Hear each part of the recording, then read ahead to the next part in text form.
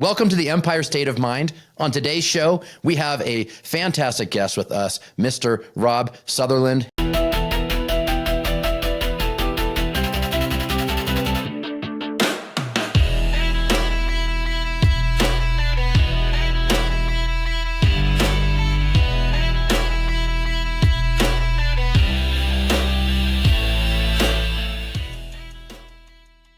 Hey, Rob, how are you doing today? I'm doing great, Matt. How are you doing? I'm doing pretty good. Doing pretty good, man. Yeah, enjoying this wonderful weather. It's starting to turn spring again, which I'm loving, and so that's really nice. And the real estate industry is picking up, which is good for us and for you. And 100%, yeah. Yeah. And so Rob, I got to know what's your company called? We're Pro Broker Agency, ProBrokerAgency.com, and we're a boutique call center based in Canada. Okay, and what kind of, you say boutique call center, what kind of boutique call center does that mean? Well, it means we're local. I mean, that's one of the things we found when we started building the call center was that a lot of people assume that, we're a call center based overseas somewhere where, English as a first language is a challenge, whereas everybody who works in our call center here is working remotely from Vancouver, and they are all trained at our downtown office, but they have a real passion for what they do. And so because we kind of work in specific niches, that's why I say boutique. It's not 1,000 people in a call center where it's big and noisy and things like that. It's very focused and very practical. Oh, that's awesome. And so you started this company a number of years ago.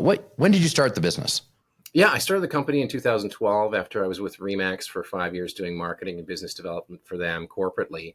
And we did digital marketing for at least half a decade, websites, email campaigns, social media, all that stuff. But I got tired of people asking us if we'd do their outbound calls, And it was like a client in Virginia who had just spent like $15,000 on a website and, and we were doing all this email and social media marketing. He's like, can you just call all the realtors in the area and invite them down to my office to have coffee? And I was like, sure. And so we hired somebody, and then the call center was born. And then I'd say within a year, we had sunset all of our other products. It just seemed like people wanted the calls done, but they didn't have the time or the wherewithal to do it. And so by hiring someone who was skilled, they could take advantage of something that actually got appointments and pushed the needle forward on sales and marketing.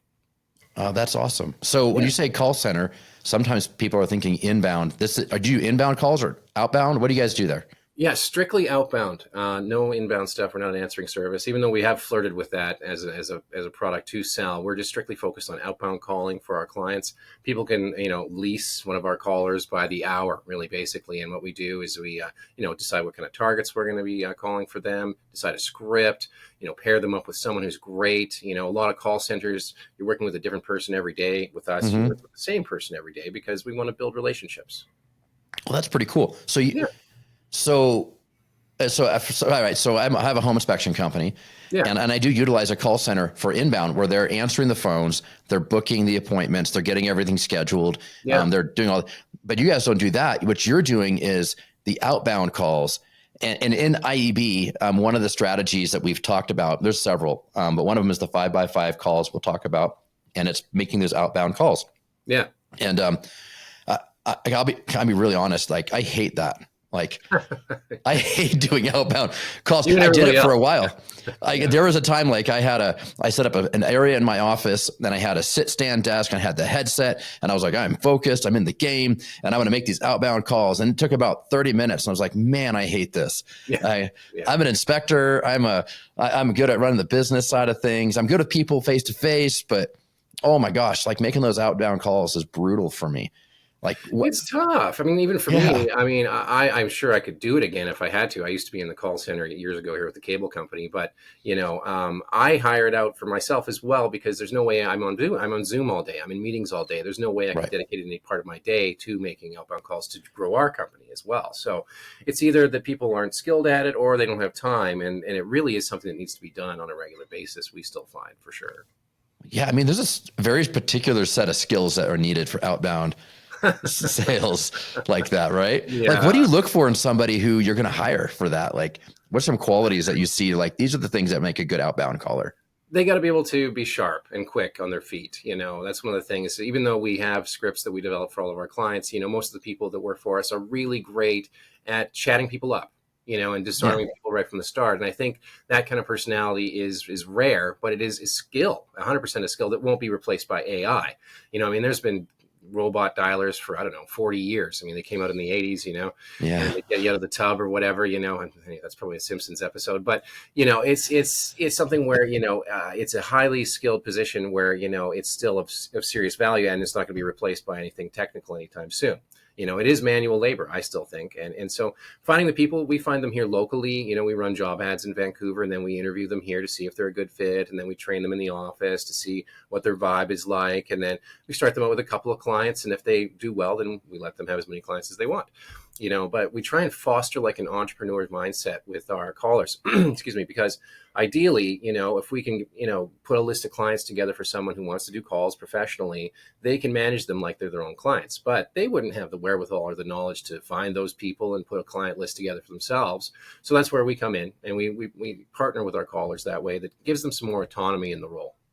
Oh, that's pretty cool. Well, and then as an entrepreneur myself, if I'm working with an outbound caller that's also of that mindset and that mentality, because everything starts with mindset. And so if you started with that entrepreneurial mindset, you're going to handle people differently. It's not just a job. I'm not just clocking in and clocking out. It's like I have ownership in this.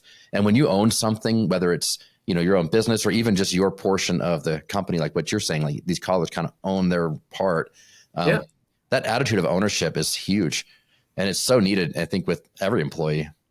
100%. And it builds trust with us and builds trust with their clients. I have clients who flat out said they'll cancel their services with us if we ever change their callers. Wow. Which is great. I like to hear that. Actually one guy that just came on, we do real estate recruiting for him in California. He went from 100 realtors to 180 realtors in about 2 years working with us. And he was like, if you ever change me from Talia, I'm canceling. I was like, why would we change you? She's yours, And that's kind of a fun thing. I don't want to say I'm a matchmaker, but I'm pretty good at spotting talent for, the right person and matching personalities that way, which is a lot of fun for me. This used to be a one-man shop, and we're pushing 40 people now, and that's awesome that way. And, because we work in the mortgage and finance and real estate industries, as well as with home inspectors and small business and stuff like that. But it all started with real estate recruiting, which is a super niche that nobody really understands why it's necessary. It's like people just think the real estate industry is just buying and selling homes, and you get a mortgage and transfer the title and that type of thing. But real estate recruiting, if you've got an office that has 20 agents and you lose 3, well, you just lost a good percentage of your business. So you need to be recruiting all the time. And it's a system that a lot of people put on the back burner because they don't want to do phone calls. Wow. Yeah. You're right. Like, I think if you lose 3 of your 20, like that's a good percentage.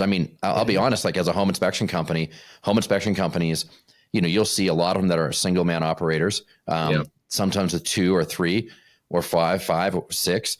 I have about 8 right now. And I'm one of the biggest in my market. And, 8, 10, 12, like that's getting up there in size for home inspection businesses, just generally speaking. And if you lose if you have 4 inspectors and one of them goes down, there's 25% of your business. That's a massive blow. Yeah, we actually do recruiting for home inspection companies now. I was just going to ask that. Do you guys will do that? Yeah, you'll make the calls and recruit. Get a guy who's so busy because of using the calls for us to develop relationships with realtors. He'll say, "Hey, can you help me find a home inspector to help handle these leads?" And we can certainly do that. It's something that we're very adept at. And again, someone who's not going to be looking online for a job is an inspector. He's not going to be on Craigslist or Indeed or job boards trying to find work. So you've actually got to hunt them down and find them. And there's a skill set involved in that for sure. Absolutely. That's fascinating. Yeah. So as a home, and I'm right here thinking like, I need to hire you because I have to find more inspectors. And it is a challenge to find quality talent. And I think every business has its own unique challenges, but I know in the home inspection world, like in my world, finding a person, it's a weird mix as a home inspector. If you're kind of a blue collar and a white collar person, all wrapped up in one. So you have to have all the technical skills of the construction industry and how things are put together and how things work in the house or the home. But you also have all the soft skills and people skills to be able to interact with people. Because even if you know all the knowledge, if you are a bad communicator, you're not going to be a good home inspector. But if you're a great communicator but don't know all the home stuff, you're also going to be a bad home inspector. And you're not going to get any referrals. And that's the thing, right? You know, I mean, Yep. a lot of home inspection businesses are built on referrals. And if you're getting a bad reputation in town for scaring off the clients and, you know, using alarmist language as opposed to non-alarmist terms when you're doing an inspection, I mean, you're not going to build as quickly or be as successful, you know, and that's one of the things I think we find with inspectors as well. Like you're saying, they're really good person to person, you know, and when they get on the site, the job site, they need to be a mix of blue collar and white collar. Because it's, you know, you never know who the clients are going to be like. You never know what the realtor is going to be like on the scene as well. It could be really nervous about the deal and things hanging by a thread. And realtors, their business starts anew every month. There's no recurring revenue. You know, Right. I know home inspectors are always under pressure by that. But in the same respect, you've got to be forthright and honest about if the drains need to be, you know, unplugged or whatever, or if the furnace needs to be replaced or something like that, right? Yeah, absolutely. And it's funny, real estate is can be so anxiety ridden. You know, you have, for sure. Yeah, you have these brokers on both sides of the deal that have put in a lot of time.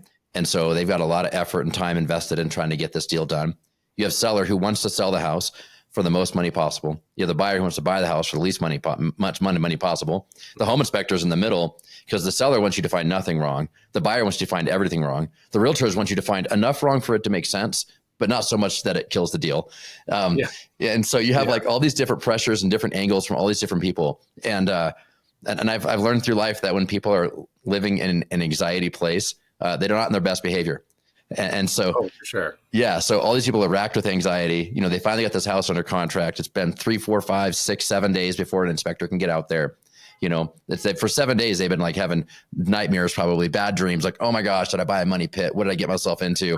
And, you know, and they're like, by the time they show up, they're like frazzled and then everybody's not, sometimes you're just dealing with a very wild mix of personalities. And to go recruit somebody to be a home inspector who can understand that dynamic and read the room and be able to understand, what do I say? What do I not say? How do I manage all these different personalities and these different people come from different angles and do it in a way and also provide the technical knowledge?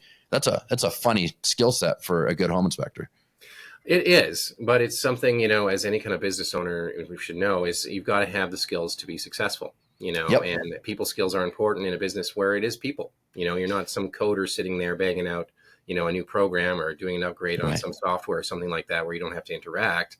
You've got to have those personality traits where you can, you know, intermingle with the clients and the realtors and make sure that deals go smoothly and that you have a good reputation for being forthright and honest. And, you know, I mean, there are moving pieces there. I mean, obviously there are guys who don't want to climb on roofs anymore, so they use a drone, or, you know, there's guys who just, you know, they got a little crawl bot or whatever to go underneath the you know, you figure out the things that maybe you don't want to do. By hand. And there's tools available now that are, I think, more unique than there would have been, you know, 20 years ago. That's for sure. Oh, right. 20 years ago, there wasn't half the stuff we have now. Oh, for sure not. Yeah. Our vans are loaded up with so many gadgets and tools and things that weren't even around 20 years ago. So, well, and what I think is cool is like a home inspector is not going to be replaced by AI anytime soon because you've got to go and visually inspect things, you know, and there's no OBD port, like, you know, checking your car for, you know, to clear the codes. Right. There's no OBD port on a house. Right. And whether that's a new house or an old house, you know, it's something that, you know, goes along with pretty much every real estate deal. So it is a growth industry as well, what we've seen for sure. Yeah, it really is. Yeah, I don't think you can replace a realtor with AI because, like for the same reason, interacting with the different dynamics of people. And we're all in the people business. We just happen to inspect houses. You're in the people business, but you happen to make calls and recruit and do sales and things like that. And so, but it's all the people business. Building relationships. That's the thing for sure. And real estate's like that, you know, and a good realtor can be in business forever. One of my good friends is 84 this year, and he still makes 7 figures in commissions selling multi-million-dollar houses here in Vancouver. And if people say, well, why don't you retire? He's like, well, why would I? I'm still killing it. You know, I still love what I do. You know, he buys a brand new Porsche every year, whatever he decides he wants. And, you know, if you met him, you would never know he's as successful as he's been, but he just loves the business. And I think that's what real estate ends up being like. You know, I talk to people in their 60s and 70s who are like, yeah, no, still running the office, you know, or home inspectors that have started a second career in their later years that are, you know, maybe moved from Chicago down to Florida or something, you know, or, you know, gone somewhere for warmer pastures. And if you go to Florida, I mean, what is there? 180,000 realtors and how many real estate deals. I mean, there's just so many places where, a home inspector could set up shop and have a successful business. Not to say they can't do it in the small markets too, for sure. Right. Yeah. I'm in a small to mid market where I'm at. But I think every market has its own challenges. In fact, you probably see that because if you're doing outbound sales, because you don't just do recruiting, and we kind of camped on that for a minute. Yeah. But so in the home inspectors world, what other kind of outbound services are you providing? What does that look like? Yeah. So, for home inspectors, we're focused on building relationships with realtors, and we find most home inspectors have never done cold calls and never would. And they try and do sales meetings or something every once in a while to go down and interact with realtors. And I've done sales meetings. I know how cold that room can be. And I'm a professional salesman, and to sit there and to sell to salesmen in a meeting is just something that they're just not into really, and maybe you'll pick up one card there or something, who knows, but it's not going to be as productive as targeting them one by one. And so when we start working with a home inspector, and maybe they're in a small market, let's say they're in some place that has 500 realtors.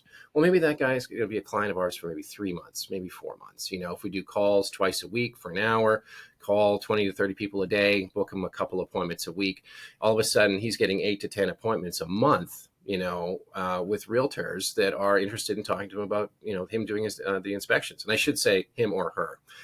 Right. I haven't met too many female inspectors yet. We have one. We have one on our team. Nice. They're welcome in the industry because there's so many female realtors, right? There's some pockets where it's 80% ladies, which is fantastic. And my call center is like 85% ladies.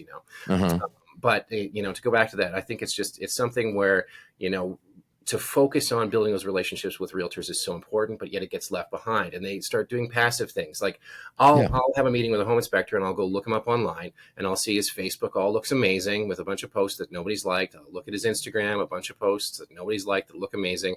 And I talk to them and they're like putting this money into Yelp and Angie's List and thousands of dollars going out and no return, but still won't take the chance on doing the calls themselves or hiring someone to do it. And I think it's just maybe because they are not coming from like a past job where there was sales involved in it. Like if you worked in construction, sales is something that just doesn't come across your table anytime. Right. And that's where most home inspectors come from. They come from a construction background and they're like, oh, I can figure, I know the construction side. And they're good at that. Most of them are, most home inspectors have a technician mindset as they start out as a single man shop. And then as they have to grow, they're forced into, oh, I'm not a home inspector anymore. I have to be a business owner. And that's a huge mentality shift to go. And all the skill sets you have to be a business owner are very different than to be a home inspector. Oh, for sure. Yeah, for sure. Yeah. And I mean, lead gen is something that any business owner should be concerned about at all times. Yeah. And there's just certain businesses like where we couldn't do lead gen, like the coffee shop downstairs at my building here. Like I can't put a list together and call people for Mario's Coffee and invite them down. I guess we could, but it's a thing where, we try to work with people that are, more focused on business to business, rather than business to client, business to consumer kind of a thing. And especially with the home inspectors, they're usually, spending money on things that are passive marketing and not really focused on direct marketing, and I like that we're kind of coming in here new to we've been working inspectors for a couple of years now, but, it's kind of new to the scene for me because everybody we talk to, no one's really talked to them about doing calls, which I think is shocking. I think that, if you're going to have some sort of a business, there is going to be phone calls that need to be made. They need to be lead gen. And everyone thinks that a call center is just inbound, but inbound call center, you might as well handle those calls yourself if you're a one-man shop, how many calls could be coming in, it's Yeah. As a one man, there was a point in mine getting started where, I took all the calls myself and then as the business grew, there was a point where I was doing 3 inspections a day, 6 days a week, sometimes 7 days a week. And I was just sleeping and working and inspecting and I couldn't answer my own phone. So I had to have a call center. But I also knew at that point I was going to start scaling the company and hiring people. And so now I had to start setting up the org chart and the structure of the business to be able to expand in that direction. But it's interesting that the outbound calls. So I know within the IEB community, the Inspector Empire Builder community, that is something that they talk about in their marketing strategies. There's a few different strategies you can use, but they talk about making the outbound calls. And here's how you call realtors. You got to set up appointments, go to grab coffee with them or meet them at their office and get to know them. And like I said, like I tried it and I was like, oh man, this is tough. It's outside of my skill set for sure. I'm great face to face, but if you guys set the appointment, and I'm just meeting somebody somewhere, I can crush that. Well, and especially if the person that sets the appointment for you sounds amazing on the phone. Yeah. Right. Like that's the feedback we get. Because again, most of them are ladies and we got some great sounding guys too, but they love their jobs. And so, if they're going to get on the phone and do their calls every day, everybody they represent, they make them look better. And even a one-man shop can look like more than a one-man shop if they hire a professional caller.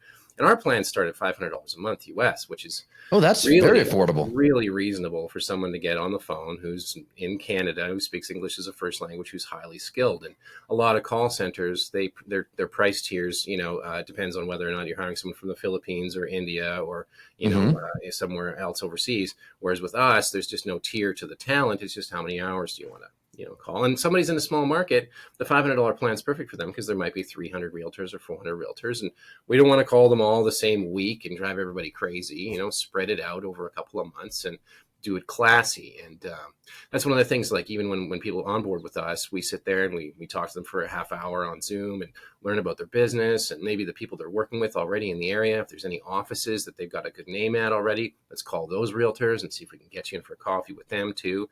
And, we love it. We love working with home inspectors. I have a whole part of the call center now where people just do inspector calls every day, That's awesome. And we use Spectora to book the appointments in and, and a couple of the other programs as well. Cause, we find obviously if we're going to book somebody in, we don't want the inspector to be on an inspection when there's a good appointment to be made with a realtor. Right. Yeah. That's good. I'm just thinking like the amount of money that I've spent, and I know other people in my industry have spent, like Google, like click ads, Oh my goodness. Yes. Right. Hundreds of dollars, like 500, 800,000, more than that on paid, like click ads, trying to get people to click on your thing when they're Googling a home inspector. Yes. Whereas if you took that same money and this is the thing on Google, and I'm not knocking it, but what you're doing is you're targeting the end user who is buys a house statistically every 7 years. Right. Yeah. Yeah. 7 years from now, they're not going to remember who you are. No. Right. So your best reoccurring customer B2B business is to get in with the realtors and we can build a good reputation with them so that, they're able to go, hey, here's a handful of guys that I know are good, but do your own research because that's how they have to say that to avoid liability. And like, here's 2 or 3 that I know are great. Do your own research. But getting on that realtor's list is of a reputable company, no matter how many people they have on that list, it doesn't matter. Just getting on the list is what helps you get a foot in the door with your end user. So you're better off, in my opinion, building the relationship with the realtors rather than going direct pay to click. If you can build like what you're talking about, right? So you say, let's say it's a small operation in a small town and they're $500 a month and they're going to do that for a few months because they're going to, like you say, they're going to kind of work through the system and build it up. 3 months, 4 months, 5 months later, now they built all these relationships with realtors. They don't have to keep paying you $500 a month anymore, because you open the doors for them to make those connections, and they don't have to hire you anymore. The contract runs its term, they're happy. And now you have reoccurring revenue, business to business, you have street cred, reputation, all that stuff that you're building. And you're not having to do continuous Google ads to be able to get more inspections. Yeah, the digital marketing black hole of cash, it's definitely something like, I've experimented with. I mean, even in the fall last year in November, I thought, okay, let's throw some extra money at some things before the end of the year. And so I hired a full-time caller, another person for the sales team who's local here. For the first time ever, I hired somebody in the Philippines to work full-time doing outbound calls for me personally as sales. And I hired a full-time email marketer, supposed to be wizard genius at actually penetrating through email.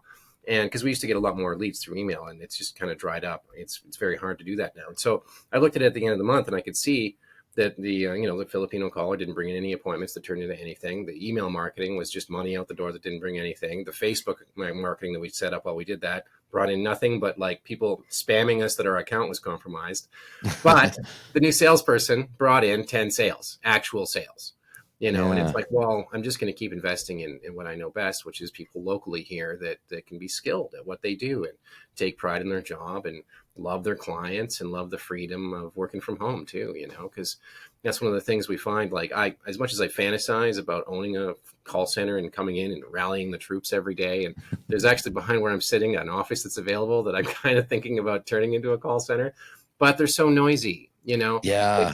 It's just like the click clack of the keys, and you hear somebody talking. All of a sudden, it doesn't sound like that person's working for the home inspector. It sounds like they're calling from a call center, and that's not what we sound like. And we always set up a phone number that's direct, set up for the right area code for where the person is. And so we can take texts on that and make calls from that and take them back. And we don't use auto dialers or anything like that because those are awful. Everybody's had a call from an auto dialer where there's the pause and the click, and you're just like, oh my God, like hang up right away. Whereas when someone calls and they're a lovely sounding lady, that's pretty hard to hang up on in the first place, so that helps us kind of break down a few barriers there and build trust with our clients, over time. Because if somebody's in an area where maybe they want to do calls every day, calls every day is only $1,000 a month, but we can recover that with 2 inspections, and if you're getting 20 appointments a month out of that, I mean, that's a pretty good numbers game to play, right? Yeah. As opposed to when you throw $1,000 at Facebook marketing or throw $1,000 at Yelp or Angie's List or Google. It's like, to me, I just like, what makes me nuts is seeing this thing that's called impressions, Yeah. and it's like, what does that even mean? Right. Like as an old school sales and marketing guy, like in 2006, there were no impressions. You know what I mean? 2007, there was no impressions in marketing, and we used to buy ads for the newspaper and things like that. When I was at REMAX, it was calls. It was direct to person marketing. And I still think text has some value, which is why when we set up a campaign, because we'll be calling a realtor and, maybe they'll text us back and say, hey, what's this about? Oh, well, hey, it's Stephanie. I work with Steve at ABC Inspections. Just wonder if you had 5 minutes to chat. Oh, sure. Call me back. And then we get them on the phone that way, and I still think like a strategic texting campaign can be good. But again, it's got to be done carefully and above board, and scrape the do not call list to make sure you're not making anybody mad. But most realtors' phone numbers are published on the internet, which is kind of an invitation to be contacted about business anyways. And yeah, well, that's it. Like most realtors, especially, like they want their number out there. Like they want people to see their face and then see their number and give them a call. And every call that comes in on that realtor's phone is potential business. That somebody could be looking for a house or whatever, and it's potential business. And really, I think us calling them on their cell phone number that's published isn't a bad thing.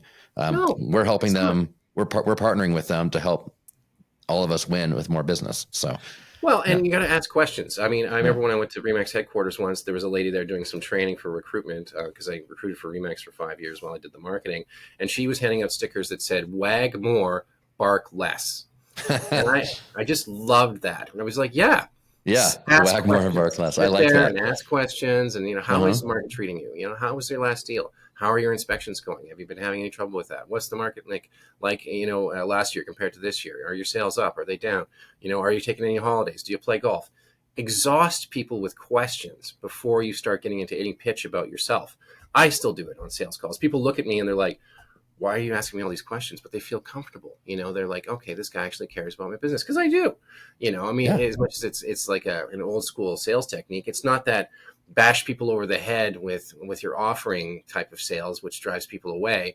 It's an engagement type of thing, which is how we make our calls as well. Because very, very much we'll get, on the phone with realtors and they'll tell us their life story, and I get it every day too. When I'm on appointments, people tell me their life story and how they came to be where they're at. And I love that, and it helps people build trust, as well. But people in the real estate industry are chatty, and so not every home inspector is chatty, and I get that, and it's great, but like they're there to do the job the right way and to be, like I said, forthright. And I think if you can do that, you're going to get referrals, which are super important, to maintaining a business for the long term.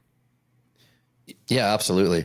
And it's such a relational business. Real estate is that's why I think the digital marketing doesn't work as well. And like if you're selling, some gadget, that you're shipping out to your clients and Instagram ads probably work great for that, Yeah. But with the home inspection and even real estate services, I'm not sure how much of that is.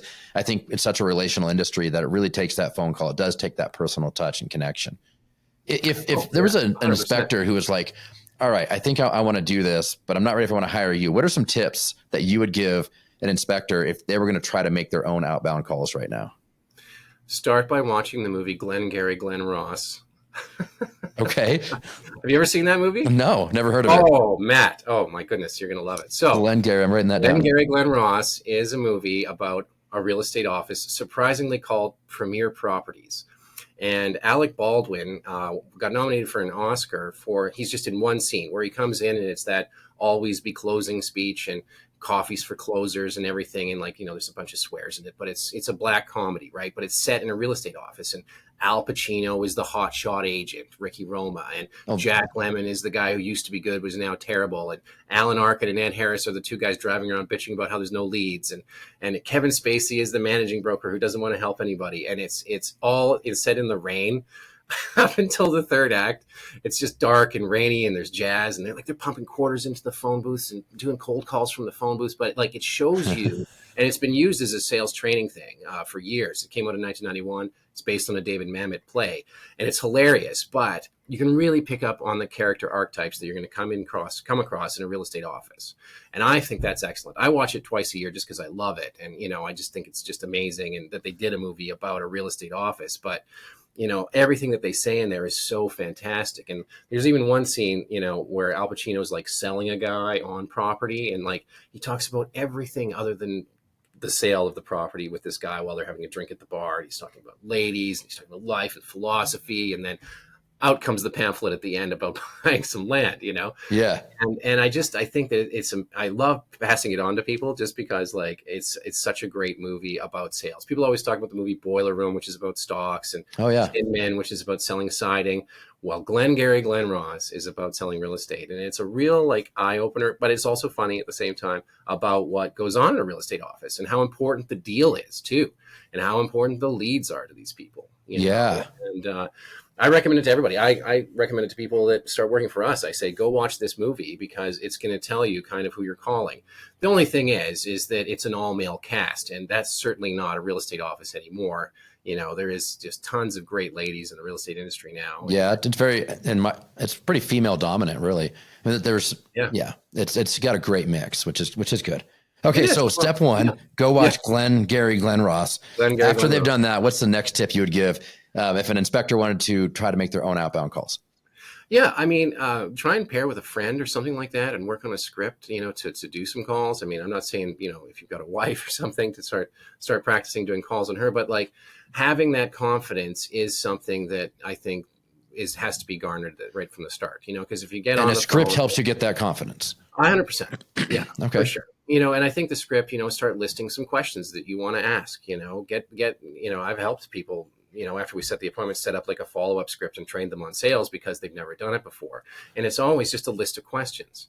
You know, how has the market been treating you? You know, and you know, I'm just going to ask, what are some examples of those questions? Yeah, I mean, like obviously ask them how the market's been treating them. How are sales compared to last year? You know, how are things at your office? You know, and just kind of start with like, excuse me, those kind of lead-in questions because you know, it's obviously something that can change realtor to realtor. Because if you're calling somebody that you know is doing deals, because that's the one beautiful thing about the internet today is you can go on homes.com and you can see everybody's deals now. Yeah. And that is a blessing to home inspectors because if you're talking to some guy who said he did 50 deals last year and he did 3, then you can see that on homes.com. And then you don't have to talk to him like he's some hotshot. You can say, hey, you know, how did those 3 deals go last year or whatever, right? But like, you know, or you can go and you can actually see by production and go and say, okay, well, in 2023, he did 50 deals. And then last year he only did 20. You know, maybe I'll reach out with more of a supportive thing and say, how did those, you know, I saw you had a bit of a drop off in production. You know, is there anything I can do to help make sure your deals go smoothly this year, you know, as kind of a closer to that conversation, but get them talking about themselves, you know, get them talking about their office and their brand. How are things at REMAX? How are things at United Real Estate? How are things at Engel Volkers? I mean, you know, and there's so many different ways that you can start asking questions and then maybe they'll ask you questions and it becomes an engaging conversation. And it's not about getting on there and saying, well, you know, we do sewer scope and termites and radon and we've got all these great services and stuff like that. They want to know that you can be chatted up and that you can chat them up. And again, cold calls are not easy. You know, the way I learned cold calls 25 years ago, which makes me sound old, but you know, anyway, I was hired in the cable company when I moved to Vancouver, you know, from the prairies. And, you know, I was struggling, you know, I'd done door knocking for the cable company and sold cable boxes door to door. And I'd had a bit of a sales career before that, in real estate with my dad. But, you know, when I came here, I had got the job at the cable company, and I wanted to learn how to do this telemarketing, and it was to an existing client base. And so I actually sat next to a guy who was amazing. And it really helped me, you know, because I was kind of struggling with how to, you know, book and why I couldn't get people booked in. And so what he was doing is he was looking ahead in the calendar, and he could see what spots were open that he could book people in for someone to go to their house and give them the internet upgrade, you know. And I stole that idea, and I would just call people and say, hey, it's Rob calling from Shaw. You know, we're going to be in your area on Tuesday the 16th at 3 p.m. and we're giving a free internet upgrade to everybody who's there. Are you going to be home at 3 p.m. to receive the free upgrade?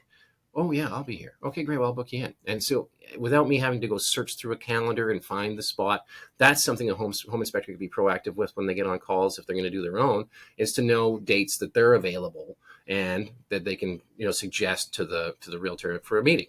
Or, you know, hey, have you got an open house this weekend? I'd love to come by, you know. Yeah. You know, that's a great way to get in, is to pop by an open house and show your card and be friendly and nice, and they can see you kind of interact with clients already there. You know, and be like, oh, this is a great house. That'd be a good thing to do. Right. To get an invite down to the open house, compliment the open house kind of openly while you're there to the people who are looking at it. Yeah. And then leave kind of graciously, you know. But yeah, I mean, it's not for everybody, but there's certainly something that can be trained, you know, to do it, you know. And but again, you've got to have that smile down the line kind of personality where, you know, much like you're on, right? Like, yeah. Some of the things, like you get on the phone, you're on.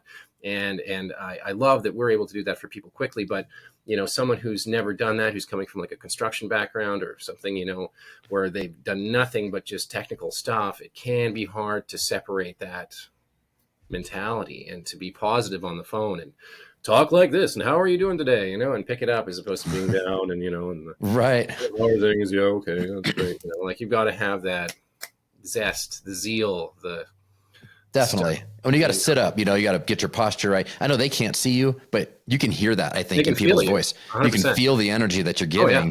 And so you got to sit up, sit right, put your shoulders back, put a smile on your face. Because when you talk with a smile on your face, it sounds different than when you don't.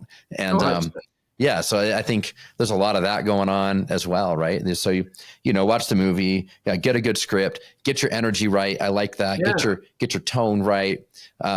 Do calls in front of a mirror, you know. I mean, that's an old salesman's thing where you have the mirror up, you know, and you can see what you look like while you're making the calls. And if you're hunched over, and you're going to sound different than if you're projecting and sound great, you know. And you know, it's something where, you know, maybe you start with some casual texts first too, because if you're maybe getting used to doing that, you could text a few realtors and be like, hey, you know, it's Steve from ABC Inspection. Just wonder if you had 5 minutes to chat today. Oh, sure. Yeah. Give me a call. Now you kind of got a warm in the door thing from a text. Yeah. And say, hey, yeah, it's Steve. Yeah. How did your deals go last year? I saw you did 10 in the area that I work. Like, wow. Awesome. You know, like, you know, what was the most challenging thing about those deals last year? Oh, well, blah, blah, blah. This lady didn't like the curtains on the one house and we had to change the furnace, and, you know, and then get them talking, you know, and then maybe they'll start sharing more stuff about their personal lives. I mean, I used to know people that were realtors that would stalk all their clients on Facebook and Twitter and Instagram and just like all their posts and comment on everything, thinking they were going to get referrals from that. But I think that's kind of played out. I think it's become kind of white noise, where especially if you're trying to target a realtor and you're trying to build a relationship there, they want to know that you're cool, you know, that you're there to help, you know, and that they can vibe out with you. And especially with there being so many ladies that are realtors and so many men that are home inspectors, you've got to really build that trust, because let's be honest here, people would rather buy off a lady 9 times out of 10, you know.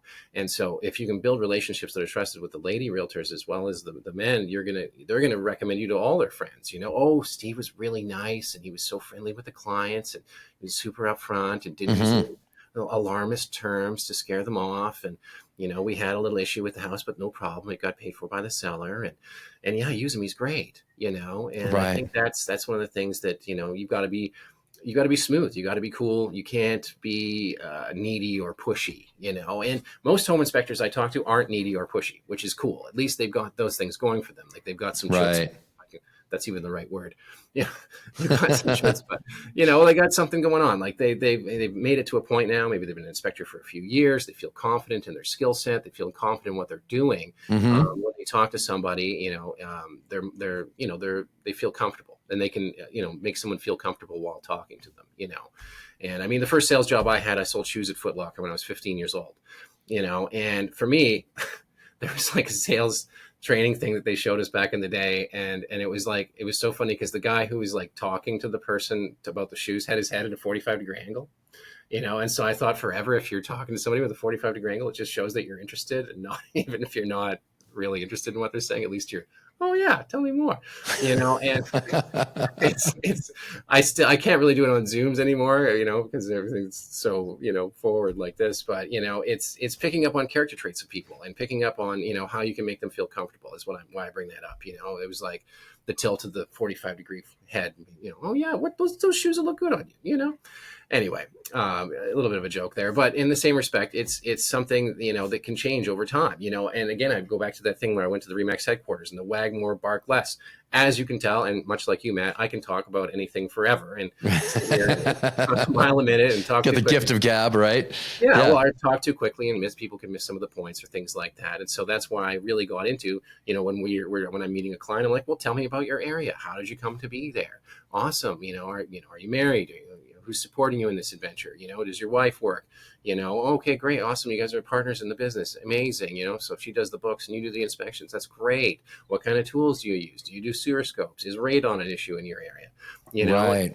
I'll look at a map and I'll go, oh, sorry, you're doing business with the Century 21 down the street or the Keller Williams down the street, and I'll have all these pieces that I put together before I even talk to somebody about their business, because I want to show interest. And easily a home inspector could do that with realtors on their own. You could research, and especially if you're already doing business at an office, maybe you've been to a sales meeting, whatever, even if you haven't, you can always say, oh yeah, I'm doing deals with Phyllis and she's been really happy. And then you've got a reference or referral built into that office already. Maybe pick up, another half a dozen realtors out of there, because, I think to be able to do 2 inspections a day is not a stretch. You should be able to do 2 inspections a day, and that's good money. My guys all do 2 a day. That's our plan. And so it's 10 a week is their workload. And it's a good work-life balance for everybody. And so it 2 days, not bad at all. And, so I can sense your passion for this, right? What drives you? What is like, what's the satisfying, like on the inside, what makes you feel satisfied by what you do? I think there's a right way and a wrong way to answer that question. No. I love giving people jobs. It's honestly, I love giving people jobs. So I remember when I first hired my first person and I got them to full time, I was like, this feels amazing. This person can pay their bills. And I've transformed so many people's lives by working with me and fostering this kind of entrepreneur mentality that they never really thought of before. Or in fact, they wish they were an entrepreneur, but they tried to do something that wouldn't work, or the white noise marketing on the internet or something like that. They weren't focusing on a skill set of them having an egregious personality. And so that's what I have a real passion for, is getting people work, and to getting them up and running and, having them start with us and become successful. I love seeing someone become successful. It's amazing. That's cool. It's a great feeling. And then obviously I have a great satisfaction with our clients giving us validations, I think that's a huge part of my business where, I'll talk to Hannah, who runs the call center downtown here, and I'll say, hey, how is Steve's account doing? And oh, what's great. And we look at the email we got from him today. And he's super excited about the realtors you're introducing him to. And so I love that. And what was really cool lately, especially with just recently starting to work with home inspectors a couple of years ago, is we had 2 guys unprompted go on Google and give us 2 5-star ratings with really nice blurbs about us helping them get inspections. And I was like, I love this validation. This is nice. Yeah, it does feel good. Yeah. But in the same respect, I'm here to make money, and so if my business isn't cash flowing, it's because my clients aren't happy. So we're super focused on our clients being happy with the results. That's awesome. Yeah. I love that. Yeah. Well, Rob, this has been interesting. I really like your approach to sales and how you really have like a real good people-centric. I love the wag more, bark less. You have kind of I can just tell based on interacting with you, your personal culture of how you carry yourself. Typically when you own a business, your personal culture carries throughout the business. And so, for sure. Yeah. So anyhow, Yeah. So if someone wants to get a hold of you, it's been great having you on the show, but if someone wants to ask more questions, or perhaps they want to poke around and learn more about your business and how it could possibly help their company, what's the best way to get a hold of you? Call me on my cell, 604-868-6767, or shoot me an email, rob@theprobroker.com. Our website is probrokeragency.com. You can always send us a message through there, or call the client care number. But my cell, send me a text, shoot me an email, 604-868-6767. I'm always here to help. Very hands-on with all of our clients still, to this day. I enjoy it. I love it. Because, I look at the client lists and I look at what we're doing, and how's the list for this client? How is the script for this client? Should we change it up? Should we start something different? Okay, this is working. Let's leave that alone. And so there's a real personalized experience in working with us that I think that's why people love us and refer us, and why people hold onto their collars like grim death, because they know it's so hard to find somebody good. And I'm like that too, It is like hard. when I find somebody good, I'm just like, I give them whatever they want to make sure they stay with us, because we pay a living wage up here. Canada's expensive.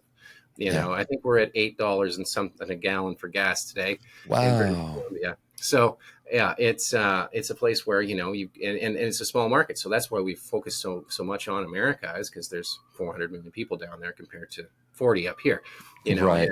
And think of how many real estate offices that is, and how many realtors, and how many inspectors, and how many mortgage and loan officers and finance guys and stuff. And so that's why we really love working with Americans. They've got a real sharp mind for business, and it's a great fit. And I always love when I talk to somebody and I bring up their city on a Google map, and I look at like the coffee shops around where they work and everything, and I'm like, this is a great spot, and there's just so many neat spots, throughout the entire United States, where unique places to do business. Yeah, that's really cool. I like that. Yeah. Well, thank you so much for being on the show today. Thanks for this having is super me. informative, and man, I think you shared some stuff today that would help me out, and hopefully some others that are listening. And yeah, best of luck. And are you gonna be part of the IEB event coming up? I don't know if I'll be at this one, but probably the next one. Okay, because I know that you're getting involved, and I look forward to seeing you in person at one of the next IEB events that are coming up. Yeah, for sure. All right. I'd love that. Yeah. 100%. Yeah. Awesome, man. Well, thank you so much. Thanks for having me, Matt. Have a great day.